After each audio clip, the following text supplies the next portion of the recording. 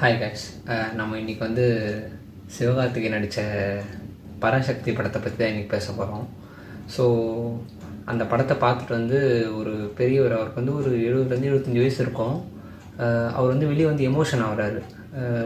அவருக்கு என்ன அப்போது ஒரு 15 to 20 இருக்கும் ஏஜ். அப்போது அவர் அந்த டைமில் வந்து அந்த இன்சிடெண்ட்லாம் அவர் பார்த்துருக்காரு.